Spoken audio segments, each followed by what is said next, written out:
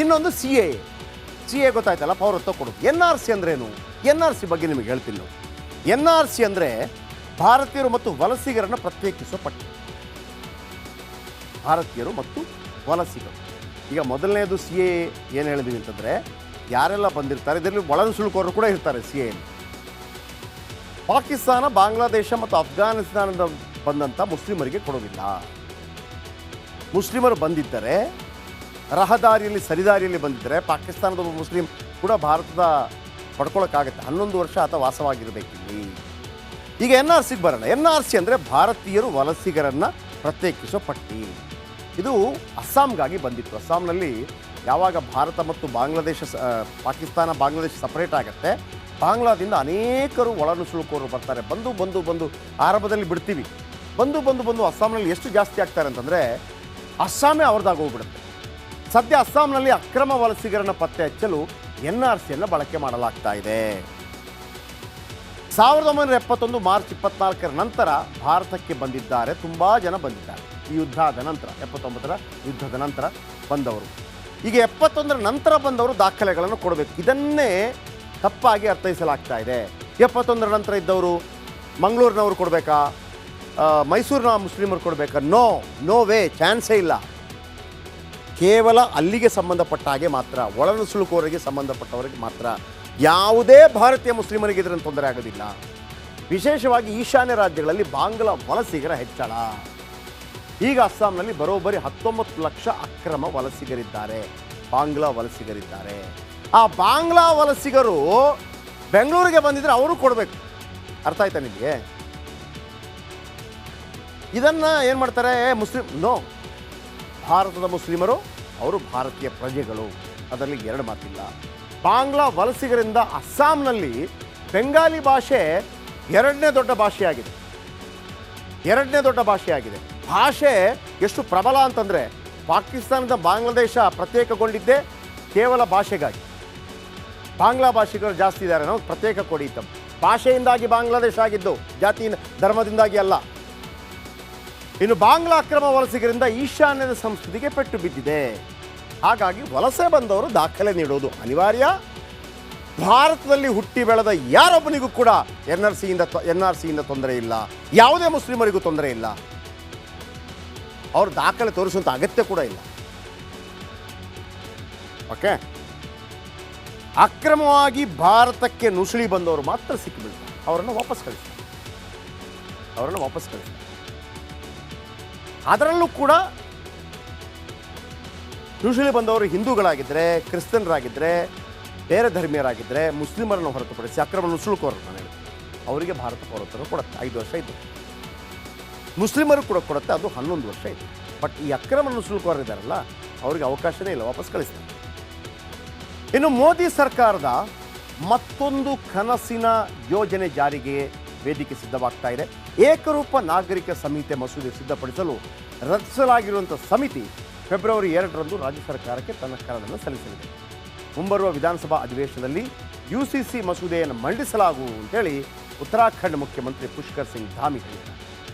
ಏಕರೂಪ ನಾಗರಿಕ ಸಂಹಿತೆ ಕುರಿತಂತೆ ಅಧ್ಯಯನ ನಡೆಸಿದ್ದ ನ್ಯಾಯಮೂರ್ತಿ ರಂಜನಾ ದೇಸಾಯಿ ನೇತೃತ್ವದ ಸಮಿತಿ ರಾಜ್ಯಾದ್ಯಂತ 2,33,000 ಜನರ ಅಭಿಪ್ರಾಯವನ್ನು ಸಂಗ್ರಹಿಸಿದೆ. ರಾಜ್ಯದಲ್ಲಿ ಹಿಂದೂ, ಮುಸ್ಲಿಂ, ಸಿಖ್, ಕ್ರಿಶ್ಚಿಯನ್ ಸೇರಿದಂತೆ ಸರ್ವಧರ್ಮ ಮುಖಂಡರು, ರಾಜಕೀಯ ನಾಯಕರು, ವಿವಿಧ ಸಂಘಟನೆಗಳ ನಾಯಕರ ಅಭಿಪ್ರಾಯ ಪಡೆದುಕೊಂಡು ಕರಡು ವರದಿ ಸಿದ್ಧಪಡಿಸಿದೆ. ಏನು ಹೇಳಿದ್ದಾರೆ ಅವರು ಕೇಳಿಸ್ಕೊಳ್ಳಿ. ಪುಷ್ಕರ್ ಸಿಂಗ್ ಧಾಮಿ ಉತ್ತರಾಖಂಡ್ ಮುಖ್ಯಮಂತ್ರಿ ಏನು ಹೇಳಿದ್ದಾರೆ, ಅದಾದ ನಂತರ UCC ಏಕರೂಪ ನಾಗರಿಕ ಸಂಹಿತೆ ಏನು ಅಂತ ಹೇಳ್ತೀನಿ, ಕೇಳಿಸ್ಕೊಳ್ಳಿ. उन्होंने हम जस्टिस रंजना प्रकाश देसाई जी की अध्यक्षता में कमेटी बनी. कमेटी ने अपना काम पूरा कर लिया है और उन्होंने हमको बताया है कि 2 तारीख को वो हमको ड्राफ्ट दे देंगे और उनका ड्राफ्ट देने के बाद उसका आकलन करेंगे, उसको मंत्रिमंडल में लाएंगे. उसके बाद विधानसभा में जो विधेयक बनने की दिशा में, एक्ट बनने की दिशा में जो कार्रवाई होती है, उस कार्रवाई को हम आगे बढ़ाएंगे. ಈ ಏಕರೂಪ ನಾಗರಿಕ ಸಂಹಿತೆ ಅಂದರೆ ಏನು? ನಿಮಗೆ ನೋಡಿ ಈ ಕಮಿಟಿ ಕೂಡ ಎಲ್ಲ ಜಾತಿಗಳನ್ನು ಸಂಪರ್ಕ ಮಾಡಿ ದೊಡ್ಡ ದೊಡ್ಡವರನ್ನು ಸಂಪರ್ಕ ಮಾಡಿ ಮಾಹಿತಿ ಪಡೆದ ನಂತರ ಮಾಡೋದು ಕರಡನ್ನು. ಈಗ ಅಯೋಧ್ಯೆ ಇತ್ತಲ್ಲ, ಅಯೋಧ್ಯೆ ಜಡ್ಜ್ಮೆಂಟ್ ಕೊಡೋದಕ್ಕಿಂತ ಮೊದಲು ಎರಡೂ ಟೀಮ್ ಅವರನ್ನ ಕೂರಿಸಿ ಶ್ರೀ ರವಿಶಂಕರ್ ಗುರೂಜಿ ಅವರನ್ನು ಮಧ್ಯಸ್ಥಿಕೆ ಮಾಡಲಿಕ್ಕೆ ಹೇಳಿ. ರವಿಶಂಕರ್ ಗುರೂಜಿ ಮುಸ್ಲಿಮರಿಗೆ ಮನವರಿಕೆ ಮಾಡಿಕೊಡ್ತಾರೆ, ದೊಡ್ಡ ದೊಡ್ಡ ನಾಯಕರಿಗೆ ಮನವರಿಕೆ ಮಾಡಿಕೊಡ್ತಾರೆ, ಹೀಗಲ್ಲ ಹೀಗೆ ಹೀಗೆ ಹೀಗೆ ಅಂತ. ಈಗ ನೀವು ಯಾವುದು ಧ್ಯಾನವ್ಯಾಪಿ ವಿಚಾರಕ್ಕೆ ಬಂದಾಗ ಅಲ್ಲಿಯ ಸ್ಥಳೀಯ ಮುಸ್ಲಿಮರಿದ್ದಾರಲ್ಲ, ಅವರು ಮನವರಿಕೆ ಇದೆ, ಅವ್ರು ರೆಡಿ ಇದ್ದಾರೆ ಕೊಡೋದಕ್ಕೆ, ಅವ್ರು ರೆಡಿ ಇದ್ದಾರೆ ಕೊಡೋದಕ್ಕೆ. ಪಾಲಿಟಿಸೈಸ್ ಮಾಡೋದು ಬೇರೆ ವಿಚಾರ ಅದು. ಯಾಕೆಂದರೆ ಮನವರಿಕೆ ಆಗುತ್ತೆ, ಯಾರಾದರೂ ಕೊಟ್ಟರೆ ಕೊಡ್ತಾರೆ. ಇಲ್ಲಪ್ಪ ಇದು ಹಿಂಗಾಗಿದೆ ಅಂತ ಹೇಳೋದು ಎಲ್ರಿಗೂ ಅರ್ಥ ಆಗತ್ತಲ್ವ, ಆದರೆ ಅದು ಅರ್ಥವಾಗದಾಗ ನೋಡ್ಕೊತಾರೆ. ಏನಿದು ಏಕರೂಪ ನಾಗರಿಕ ಸಂಹಿತೆ? ಇಡೀ ದೇಶದಲ್ಲಿ ಧರ್ಮ ಜಾತಿ ಪಂಗಡಕ್ಕೆ ಒಂದೇ ನಿಯಮ ಇರೋದು. ಈಗ ಫಾರ್ ಎಕ್ಸಾಂಪಲ್ ಒಂದು ಕೊಲೆ ಆಗತ್ತೆ ಅಂತ ಇಟ್ಕೊಳ್ಳಿ, ಒಬ್ಬ ಕೊಲೆ ಮಾಡೋದಂತ ಇಟ್ಕೊಳ್ಳಿ. ಮುಸ್ಲಿಮರಿಗೆ ಕೊಲೆಗೆ ಬೇರೆ ಕೊಡಬೇಕು, ಹಿಂದೂಗಳಿಗೆ ಶಿಕ್ಷೆ ಬೇರೆ ಕೊಡಬೇಕು, ಕ್ರಿಶ್ಚಿಯನ್ಗೆ ಬೇರೆ ಶಿಕ್ಷೆ ಕೊಡಬೇಕು. ನಮ್ಮ ಬೈಬಲಲ್ಲಿ ಹಿಂಗೆ ಹೇಳಿದೆ, ನಮ್ಮ ಗೀತೆಯಲ್ಲಿ ಹಿಂಗೆ ಹೇಳಿದೆ, ನಮ್ಮ ಕುರಾನಲ್ಲಿ ಹಿಂಗೆ ಹೇಳಿದೆ. ನಡೆಯತ್ತೇನ್ರಿ? ಆ ರೀತಿಯ ಕಾನೂನುಗಳು ಏಕರೂಪವಾಗಿ ಎಲ್ಲರಿಗೂ ಕೊಡೋದೇ ಏಕರೂಪ ನಾಗರಿಕ ನಾಗರಿಕ ಸಂಹಿತೆ.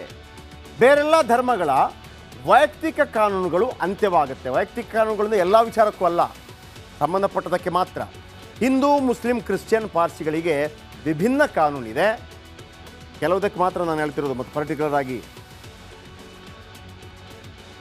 ಹಿಂದೂ ಕಾನೂನು ಬೌದ್ಧ ಜೈನ ಸಿಖ್ಖರಿಗೂ ಎಲ್ಲರಿಗೂ ಒಂದೇ ರೀತಿಯ ಕಾನೂನು. ಯಾವುದರಲ್ಲಿ? ವಿಲ್ ಬರೆಯುವ ವಿಚಾರದಲ್ಲಿ, ಮದುವೆ ಅಂತ ವಿಚಾರದಲ್ಲಿ ಒಂದೇ ಕಾನೂನಿದೆ. ಇನ್ನು ಮುಂದೆ ಎಲ್ಲ ಧರ್ಮಗಳಿಗೂ ಒಂದೇ ಕಾನೂನು ಬರಲಿದೆ. ಯಾವುದೇ ಧರ್ಮದವರ ಮದುವೆ, ವಿಚ್ಛೇದನ, ಉತ್ತರಾಧಿಕಾರ, ದತ್ತು ಸ್ವೀಕಾರದ ನಿಯಮಗಳು ಒಂದೇ ರೀತಿಯಲ್ಲಿ ಇರಲಿವೆ. ಅಂದರೆ ಎಲ್ಲರಿಗೂ ಸಹಾಯಕವಾಗುವಂಥ ರೀತಿಯಲ್ಲಿ ಇರುತ್ತೆ ಅದು ಅಂತ. ಹಾಗಿದ್ರೆ ಮುಸ್ಲಿಮರು ಯಾಕೆ ವಿರೋಧ ಮಾಡ್ತಾರೆ ಇದಕ್ಕೆ? ಮುಸ್ಲಿಮರದು ಎರಡು ಕಾನೂನುಗಳು ಬರುತ್ತೆ. ಈಗ ಶಾಬಾನು ಪ್ರಕರಣದಲ್ಲಿ ಕೂಡ ಅದೇ ಆಗಿತ್ತು. ಶಾಬಾನು ಪ್ರಕರಣದಲ್ಲಿ ಏನಾಗುತ್ತೆ, ಶಾಬಾನು ಅಂತ ಹೆಣ್ಮಗಳು ವಿಚ್ಛೇದನ ಅಂದರೆ ತಲಾಕ್ ಆಗುತ್ತೆ, ಕೋರ್ಟ್ಗೆ ಹೋಗ್ತಾರೆ. ಕೋರ್ಟ್ ಏನು ಹೇಳುತ್ತೆ, ಶಾಬಾನು ಅವರಿಗೆ ಏನಂತಾರೆ ಅದಕ್ಕೆ, ಜೀವನಾಂಶ ಕೊಡಿ ಅಂತ ಹೇಳುತ್ತೆ.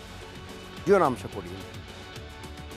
ಮುಸ್ಲಿಂ ಶರಿಯಾ ಕಾನೂನು ಪ್ರಕಾರ ಅಲ್ಲಿ ಜೀವನಾಂಶ ಕೊಡುವಂಥದ್ದು ಏನಿಲ್ಲ, ಅದೊಂದು ಎಗ್ರಿಮೆಂಟ್. ಹಾಗಾಗಿ ತಲಾಕ್ ಕೊಟ್ಟ ನಂತರ ಆಕೆ ಬೇರೆ, ನಾವು ಬೇರೆ ಅಂತ. ಆದರೆ ಸುಪ್ರೀಂ ಕೋರ್ಟ್ ಹೇಳಿಬಿಡ್ತಲ್ಲ ಕೊಡಬೇಕು ಅಂಥೇಳಿ. ಒಂದು ರೀತಿಯಲ್ಲಿ